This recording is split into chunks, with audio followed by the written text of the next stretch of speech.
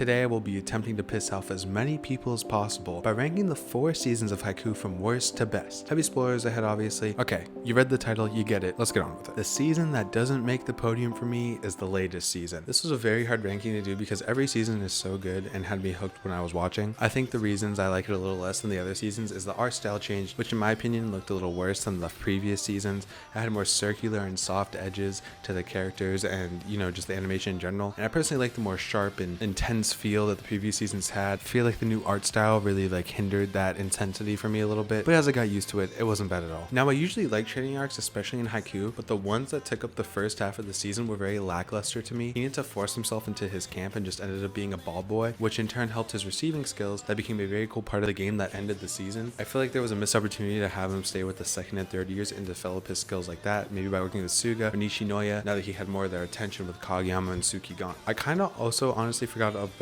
all of Kageyama's youth intensive stuff, and I just finished the series. I feel like it was just a way to set him up as a rival with that Mia twin. It just made it feel a little forced, honestly. Lastly, Suki basically gained nothing from his time at the camp, which makes it feel like it was just an excuse to get Hinata more jealous than he already was of Kageyama by making Suki go do a camp as well. Also, the second year dude, I don't remember his name, sorry, who we randomly see doing jump floats was weird to me. Like, the reason we all felt Tadashi have that amazing moment in the second season is because all the way back at the beginning of season 1 we saw him working hard towards his goal to not be the only first year on the bench. Whereas with this guy, within 5 episodes you already see him in games. I feel like it was very rushed in the backstory and emotional department, which is weird because that's where this anime thrives in my opinion. To end on a positive note, the second half of the season was so fucking good. The amazing nationals matchup, and even though viewers can easily tell that they're setting up for Nekoma versus Krasno, you can't help but get into the games and feel a twinge of doubt that the team might lose. The new characters are fun, but nothing stuck out to me, and the strong suit of this season really came within the in-game action of the nationals. Overall, a 7 out of 10 season, not bad at all, but just not as good as what you'd expect from a series like this.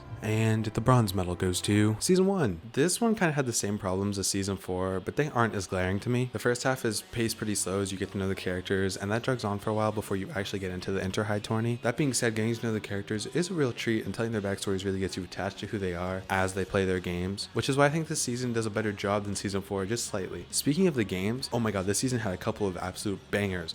Obviously there's the Abujosai game, but the Date Tech one as well was phenomenal for Asahi's character development, as well as showing how Hinata's quickness can be shut down. The Abujosai game was also amazing because it showed Krasno's weaknesses getting exposed and taken advantage of. It also showed that the show wasn't scared to let the main team lose, which helped down the road with the tension because the audience couldn't be sure if they would win big games or not. Overall, it was a really good season for setting up the rest of the series, and I'd give it a nice 8 out of 10 as it sits at the bottom of the podium. This part was the hardest for me. Between the second and third seasons, both are almost perfect in my eyes, with each having certain qualities that make them better and worse than the other. Season 3 is shorter of course, but the build-up from the previous 2 seasons makes it feel a lot more intense, while season 2 has more episodes and more meaningful games, as well as a training arc that sets up the games in third season perfectly. Overall, I would say the second best season is season 2. The games in the second season are some of my favorites and give Krasno some good opponents who the audience knows aren't pushovers. But I feel like there are too many good teams to actually flesh out their opponents. Other than the Seijo game, the other games feel pretty quick even though they end up being pretty interesting games. I wish they lasted longer or put more focus into one team than the other rather than just the Seijo game. Daichi getting hurt was a story that I was actually invested in and sets up for actual stakes in the game that would otherwise feel like another stepping stone to facing Abujosai. This was a really good set of games, and the final one was an absolute masterpiece. Having this chip on their shoulder from the previous loss was an amazing layer to an already great storyline between 2 rival teams. Seeing the evolution from not only Hinata and Kageyama but also Oikawa was crazy and something that made the game amazing to watch. In a way, this game was better than the Shiratorizawa one in the way that it feels like the most genuine rivalry that was in the show. The first half of the season is a little slow with its training arc, but like I said before, this show has really good training arcs. I really do like the new characters that were introduced through it, and it was a pretty good precursor to show people what to expect to see in the nationals. I like how you get to see exactly how the team evolves and what each person is working on specifically, and then you get to see it later in the season in game. It was an amazing season overall, even if the second half is a tiny bit better than the first half. Easy 9 out of 10. I really struggled to pick between season 2 and 3. Even though season 2 in my head seems more complete, I couldn't help but being more invested in season 3 when I did my first watch through, which is why it edges out the top spot ever so slightly to me. This game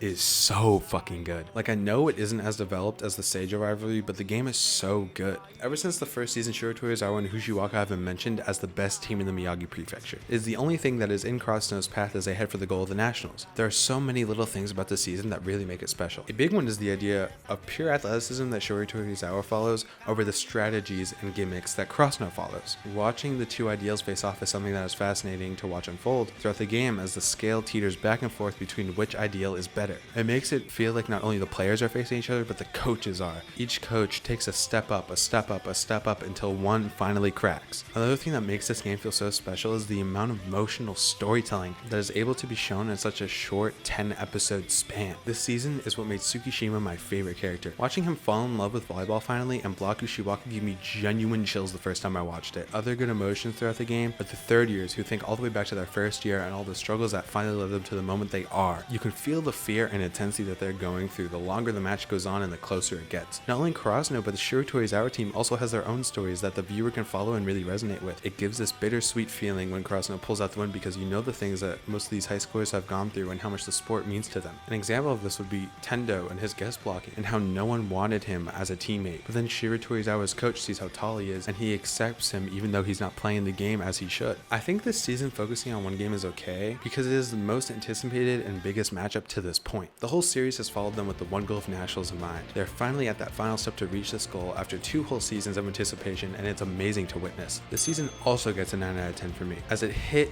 the peak of storytelling and animation up to this point in the show. It shows what happens when you let amazing writers and animators work to their fullest potential to produce such an emotionally driven season. Haikyu is a personal favorite show of mine, and I've rewatched it countless times even though I'm not as big on anime as I once was, which is why I would give the series as a whole an 8.5 out of 10 so far. Obviously this ranking was all my personal opinion, and if yours differs, that's great, and I'd love to hear why. I plan to watch more stuff and make a video about these things from time to time when I can, so stay tuned and subscribe. Deuces.